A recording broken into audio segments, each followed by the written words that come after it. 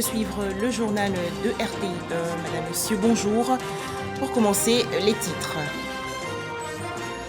La réunion 2023 du groupe de la Banque mondiale et du Fonds monétaire international à Washington, aux États-Unis. Au menu des travaux, l'économie mondiale.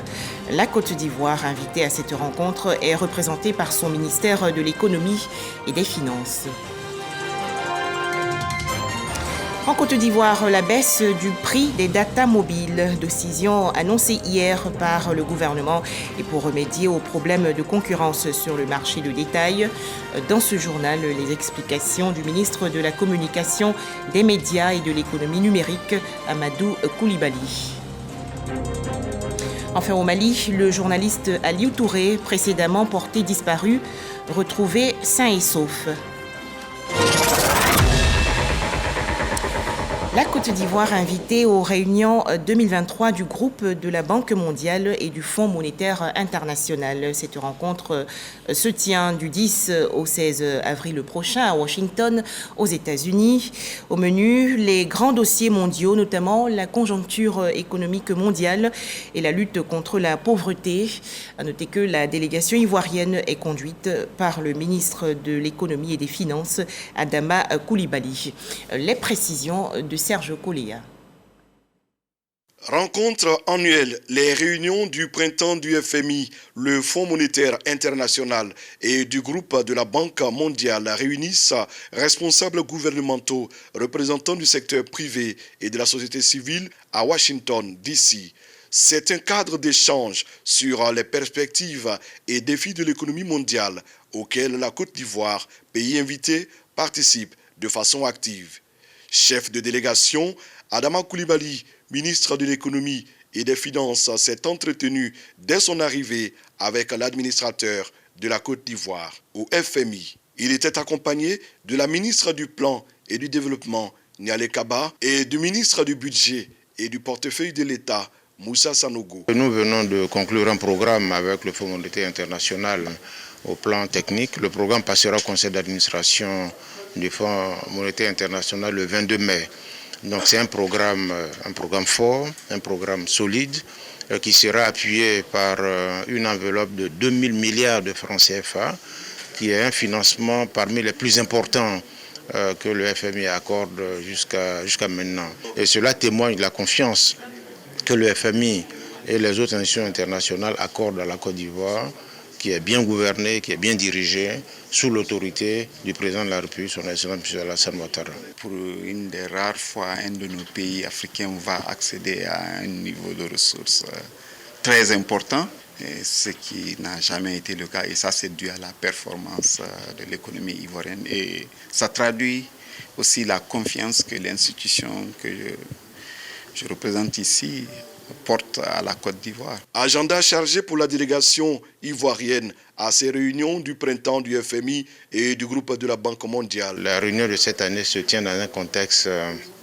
assez particulier, marqué par la persistance de la crise Covid, les conséquences, marqué également par la crise en Ukraine et bien sûr l'inflation qui sévit, qui continue, le durcissement des conditions d'accès au marché des capitaux.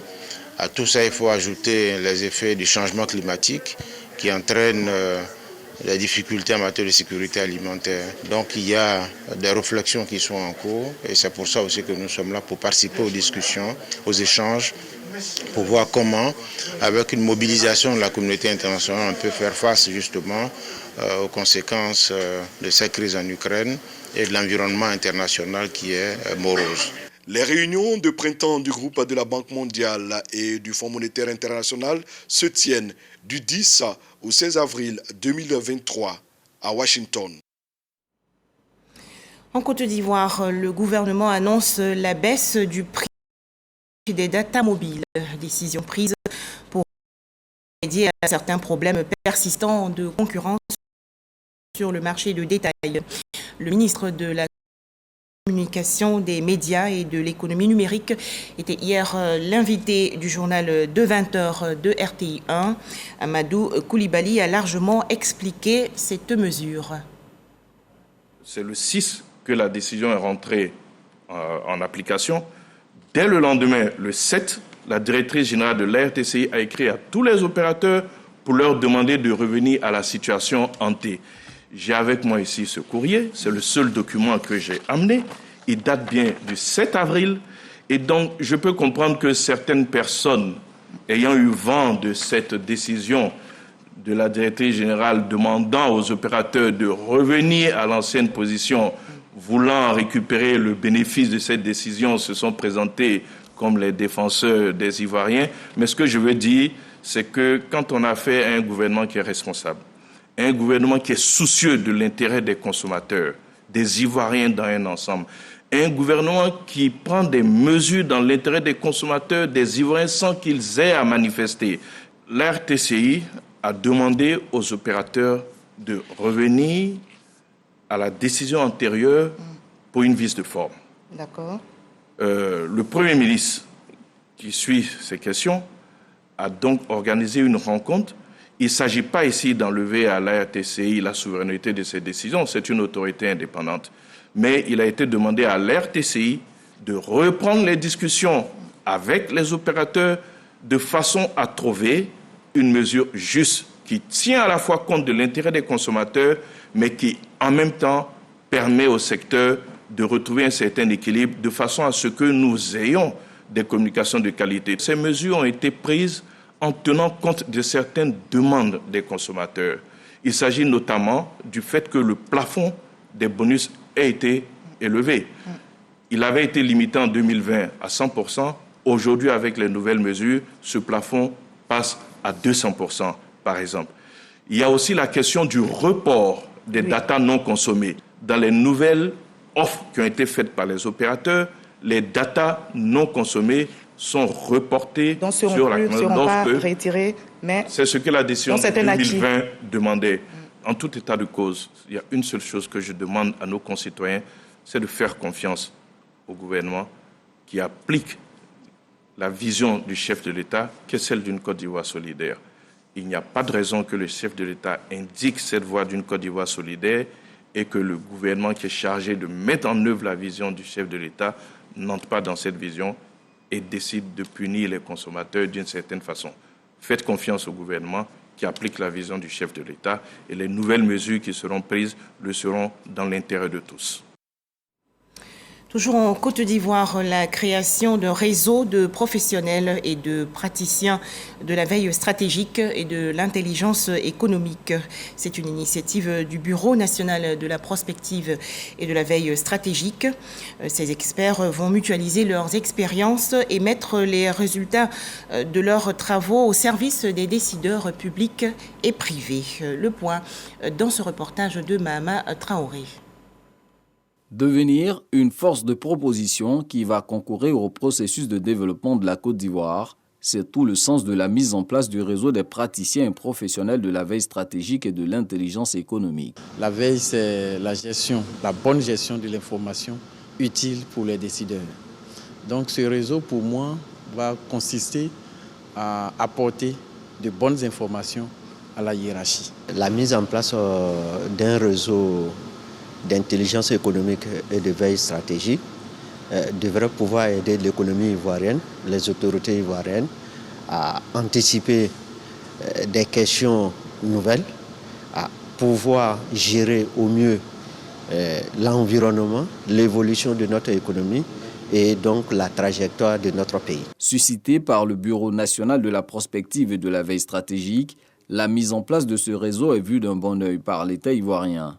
Lorsque l'information est vraie, l'État sait ce qu'il faut faire, l'État sait comment diriger sa politique, quelles sont les décisions qu'il faut prendre et comment s'insérer dans le concert des nations. Après la mise en place, il va y avoir des occasions de rencontres pour échanger sur les grands problèmes, les grands défis du pays et comment nous faisons pour promouvoir la culture de l'anticipation par la veille stratégique et par l'intelligence économique. Ce réseau aura aussi pour mission de veiller à la mise en œuvre du mécanisme institutionnel de veille stratégique et de la stratégie nationale d'intelligence économique, deux outils inspirés par l'étude nationale prospective Côte d'Ivoire 2040.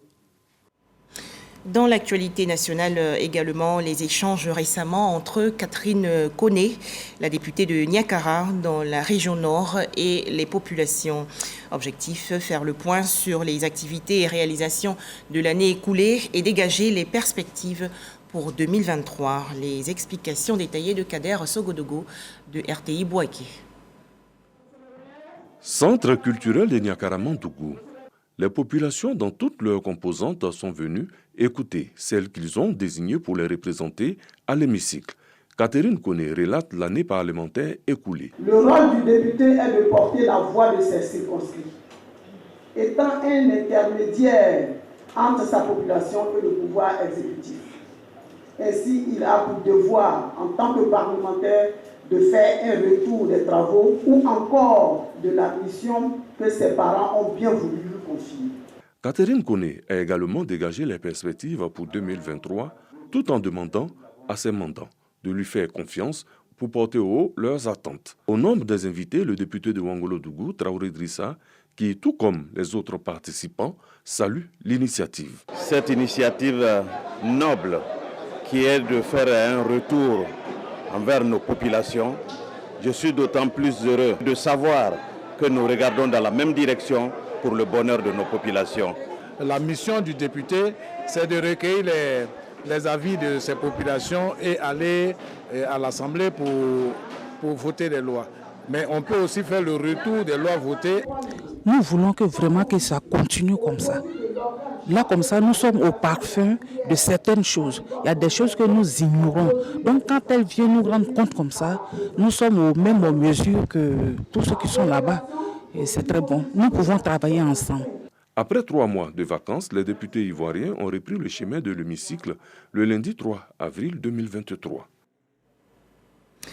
Bondoukou, dans la région nord-est du pays, le directeur général de l'École nationale d'administration a échangé récemment avec les fonctionnaires et les populations. Narcisse Thomas Sepieso a présenté et expliqué les innovations en cours dans la fonction publique, des mesures prises pour rendre l'administration publique ivoirienne plus performante et plus crédible. Pour en parler, Herman Niamia. Mettre fin à une gouvernance sans visibilité et sans perspective pour rendre l'administration ivoirienne plus crédible et efficace. Le directeur général de l'École nationale d'administration ENA face aux fonctionnaires et agents de l'État de Bondoukou pour leur expliquer les innovations en cours à la fonction publique initiées par la ministre Anne-Désirée Ouloto. La fonction publique fait sa mutation et que l'administration publique se transforme qualitativement et que les personnels également font leur mutation culturelle. Et que la fonction publique entend porter véritablement la charge de catalyser le développement de la Côte d'Ivoire. Les réformes en cours vont permettre l'organisation des concours administratifs plus ouverts, transparents et crédibles, avec la personnalisation des copies de composition, l'institution du principe du dossier unique pour tous les candidats et la reconduction de ce dossier pour l'exercice suivant si le candidat est ajourné. L'amélioration de la formation des fonctionnaires pour les rendre plus professionnels, compétents et efficaces est prise en compte avec en ligne de mire la réforme et la mise en œuvre à l'ENA de programmes ciblés de formation continue au profit des cadres et hauts cadres de l'administration. Initiateur de cette rencontre, le directeur régional de la fonction publique qui entend mettre tous les acteurs au même niveau d'information. Après cette étape, nous allons entreprendre au cours de nos différentes tournées dans les différents services, dans les différentes localités. Nous allons essayer de propager ces informations que nous venons de recevoir. Donc il faut que chacun puisse s'approprier en tant que fonctionnaire de ce paradigme nouveau de la gestion de l'administration ivoirienne. Les participants à cette conférence se sont dit satisfaits de cette rencontre. Nous souhaiterions même que ça se multiplie, qu'il y ait encore davantage d'autres conférences, d'autres rencontres comme ça pour nous instruire sur le fonctionnement de l'administration, sur le fonctionnement même de la fonction publique. Dans son plan d'action 2023, le ministère de la fonction publique annonce d'importantes réformes, dont une version améliorée du système intégré de gestion des fonctionnaires et agents de l'État, l'adoption du nouveau statut général de la fonction publique, ainsi que la réforme de l'ordre du mérite et du conseil de discipline. Pour vaincre le coronavirus, faisons-nous vacciner et respectons tous les gestes barrières.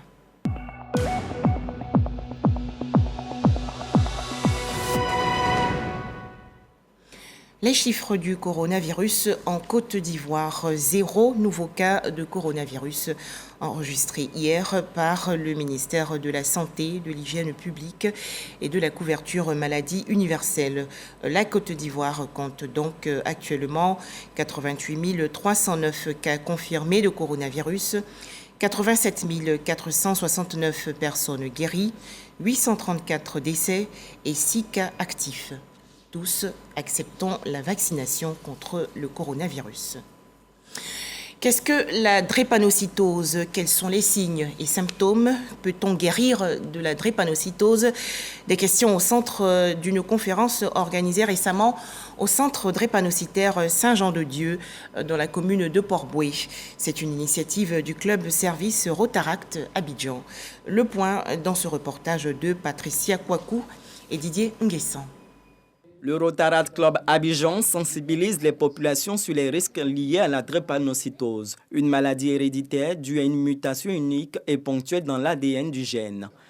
L'objectif est de soutenir le centre drépanocytaire Saint-Jean-de-Dieu en vue de lutter contre la maladie. Le Rotaract Club Abidjan a offert des médicaments d'une valeur d'1 million de francs CFA, des vivres et des non-vivres de 500 000 francs CFA. Nous sommes là aujourd'hui pour parler aux mamans, pour leur montrer, pour qu'elles sachent comment prendre soin d'un enfant qui fait une crise. Qu'est-ce qui déclenche la crise? Comment avoir la drépanocytose? Est-ce que c'est possible de soigner la drépanocytose? Est-ce qu'un enfant peut vivre longtemps avec la drépanocytose? On se dit que chaque année, faire des dons sans expliquer aux populations exactement pourquoi ils ont la maladie, c'est vraiment inutile pour nous.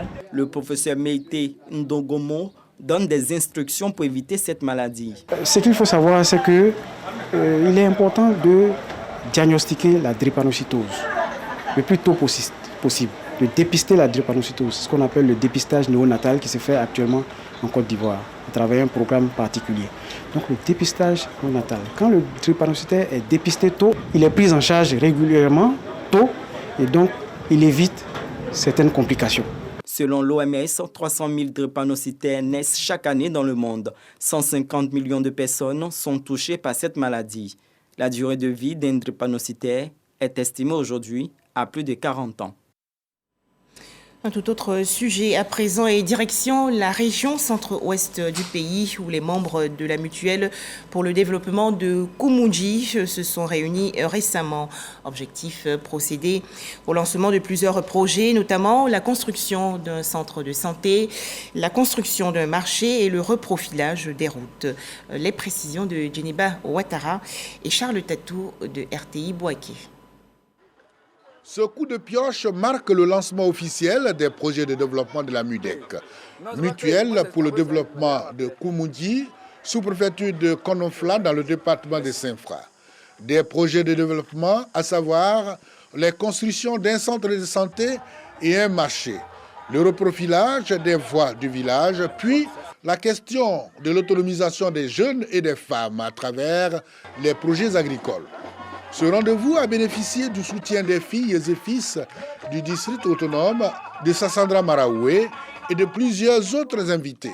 Cette cérémonie portée sur les questions de développement est couplée à la présentation du nouveau président de la MUDEC et son bureau fort de 20 membres.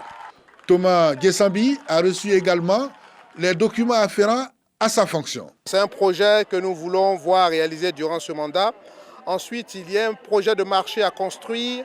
Ce projet de marché sera un projet structurant dans la mesure où il va unir 2 villages de la sous-préfecture, mais fait appel à 100 campements de nos frères baoulés et aussi les autres communautés malinquées qui vivent ici. La députée de Saint-Fra commune et le représentant de Mathieu Babodare et Zorobi Balo, respectivement patron et parrain de la cérémonie, encouragent l'initiative de la MUDEC. Ils exhortent les populations à la paix, à la cohésion et au vivre ensemble. Sans la paix, il n'y a pas de développement. Donc je demande aux filles et aux fils du village de se mettre ensemble pour faire la paix et pour développer notre village. Le développement a besoin de tranquillité. Le développement ne peut se faire que dans la cohésion sociale. Le développement a besoin de l'adhésion de tous. Donc la mutuelle de Koumoundji voudrait pouvoir compter sur tous pour son rayonnement dans la Côte d'Ivoire. Le directeur général de IDT, Yo Adama Benoît, a rehaussé la cérémonie de sa présence, faisant don de kit TNT à la mutuelle. La MUDEC compte plus de 200 adhérents et le nouveau président a un mandat de 3 ans. Pour la réussite de sa mission, Thomas Gessambi demande le soutien de tous. Autre actualité nationale, cette opération de planting d'arbres à Atenguié, dans la région sud. C'est une initiative d'un groupe concessionnaire automobile indien soutenu par l'ambassade de l'Inde en Côte d'Ivoire. Opération pour lutter contre la déforestation et le réchauffement climatique en Côte d'Ivoire. Le point, Jean Djadji. L'opération planting d'arbres est lancée à Atenguié. Objectif, planter 200 arbres à court terme dans la localité. Initiée par un concessionnaire automobile et moto indien, cette action vise à protéger l'environnement et à lutter contre la déforestation dans le pays. Dr Rajesh Rajan, ambassadeur de la République de l'Inde Côte d'Ivoire, est à la tâche avec la direction de l'entreprise. Donc cette initiative a pour objet donc de pouvoir non seulement donner à la mère nature, mais il s'agit pour Tata d'assurer ses responsabilités donc vis-à-vis de l'environnement et ses responsabilités sociales. Nous ne sommes pas sans ignorer que les changements climatiques nous font faire face à beaucoup de défis. Et donc en plantant les arbres, nous contribuons donc à combattre le changement climatique et à restaurer la vie. Depuis l'implantation Côte d'Ivoire du distributeur indien de l'automobile en avril 2012, plusieurs activités sociales sont entreprises dans le domaine de la santé et de la recherche scientifique. À ce jour, la sauvegarde des forêts est l'une des priorités de cette entreprise citoyenne. La paix retrouvée à Kodiossou, village situé dans la région sud-est du pays, après une mission effectuée par une délégation du ministère de la Réconciliation et de la Cohésion nationale. Les précisions de Didier Nguessan. Kodiossou, sous-préfecture de Dangira, dans le département d'Alépé. Sur la place publique du village, entre les vieillards, les femmes, les jeunes et les guides religieux, les langues se délient devant les émissaires du ministère de la Réconciliation et de la Cohésion nationale. Le village retrouve la quiétude après une triste parenthèse de conflits ayant entraîné des pertes en vie humaine. Les villageois s'engagent à consolider la paix retrouvée. Kodiossou, on n'avait pas cette quiétude de violence. C'est un village où tout le monde se connaît, tout le monde s'aime. La paix est retrouvée depuis le 11 août 2022, quand j'ai été choisi par consensus. Régler les conflits, mais surtout les prévenir grâce aux mécanismes traditionnels existants. Le rapport de mission contenant ces outils de prévention est remis aux habitants de Kodiossou. On s'est d'abord inspiré des mécanismes traditionnels propres à Kodiossou et après cela, nous avons donc ajouté des éléments un peu plus intéressants encore pour que, en plus de ce qu'ils ont comme tradition, qu'ils puissent prendre des expériences venant d'ailleurs pour régler des problèmes internes afin qu'on n'assiste plus jamais à ce genre de drame à Kodiossou. Un comité de veille et d'alerte précoce composé d'une dizaine de personnes est installé. Il va veiller à garantir les acquis. Religion, le Ramadan 2023 se poursuit en Côte d'Ivoire et pendant ce mois sacré, il est recommandé aux fidèles musulmans de lire fréquemment et entièrement le Saint-Coran. Objectif, découvrir des leçons et connaissances profondes. Les explications de Mahama Traoré. Il ne se sépare presque jamais d'un exemplaire du Saint-Coran, au point où Imam Mohamed Lamine Diarra Souba a fini par mémoriser après de longues années d'études plus de 6000 versets répartis en 114 chapitres que contient le livre saint de l'islam. Cette connaissance, ce guide religieux la transmet désormais à de nombreux apprenants. La lecture coranique même donne la baraka à l'homme.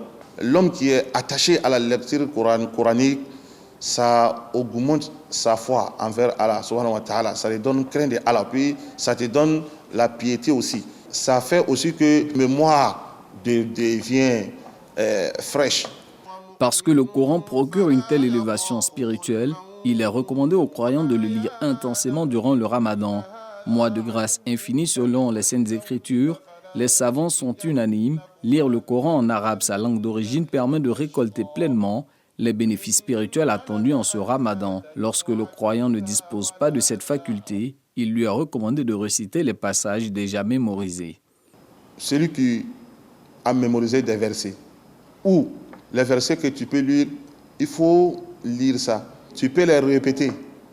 Tu récites la Fatiha. C'est-à-dire, imagine-toi, la Fatiha contient combien de lettres. Tu finis, tu recommences. Tu lis les derniers chapitres. À chaque fois que tu lis, tu as beaucoup de mérites.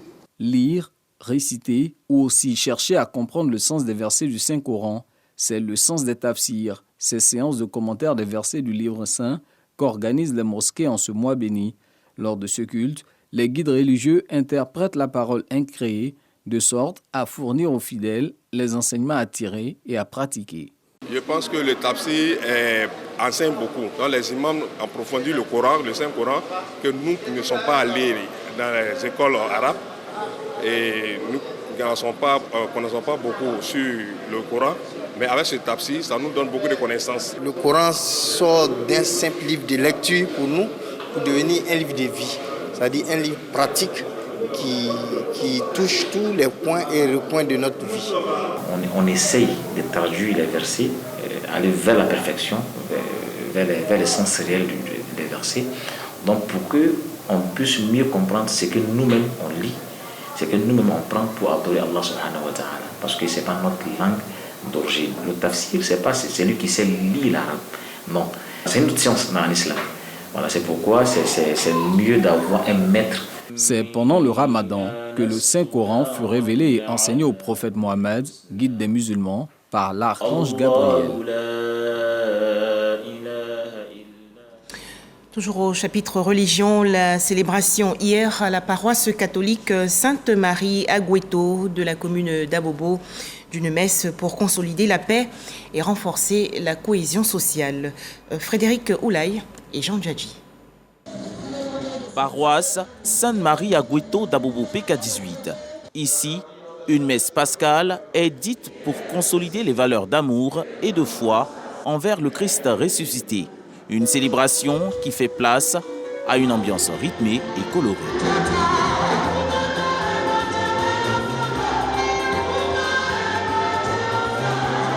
On peut le dire, un paquinou délocalisé dans les palmeraies de la paroisse.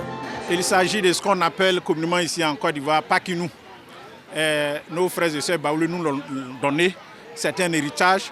Et aujourd'hui, presque tous les peuples dans ce pays se le sont appropriés. Nous avons célébré l'Eucharistie en communion avec Dieu. Et après la messe, donc, nous sommes venus ici dans la palmeraie pour célébrer le vivre ensemble. Sous ces palmiers, on retrouve tous les grands groupes ethniques de la Côte d'Ivoire. Les Dans, les Akans, les Krous et même les Burkinabés. Un brassage qui vise à promouvoir les valeurs culturelles. Ce que nous avons fait, c'est de mobiliser déjà tous les groupes ethniques pour que chacun donc puisse apporter ce qu'il a comme culture pour partager avec les autres groupes. La joie, l'allégresse est au rendez-vous. Ici, on partage les mets de tout genre. Nous célébrons le Christ ressuscité. Donc c'est dans cette joie que nous partageons avec la communauté baoulée qui est avec nous ici. Nous sommes très heureux d'être ensemble. Conçu en 2012, le concept de paquinou à la paroisse Sainte-Marie Agüeto d'Abobo PK18 vise aussi pour les personnes ne pouvant se rendre dans leur localité d'origine de passer les fêtes à Abidjan en toute tranquillité. En image, l'actualité au Mali, où le journaliste Aliou Touré, également rédacteur en chef du journal Le Démocrate, qui était porté disparu depuis le 6 avril dernier, a été retrouvé sain et sauf à Bamako, la capitale. Annonce faite hier par la cellule de crise mise en place par ses confrères après sa disparition. Enfin, au Gabon, début aujourd'hui des assises nationales de la lutte contre la vie chère. Les travaux et échanges vont s'achever le 13 avril prochain. Les délégués venus de tout le pays examinent attentivement les causes de la flambée des prix pour apporter des solutions qui vont soulager le panier de la ménagère. À noter que beaucoup de produits de base consommés au Gabon, dont le manioc, sont importés. Voilà, c'est la fin de ce journal. Merci de nous avoir suivis.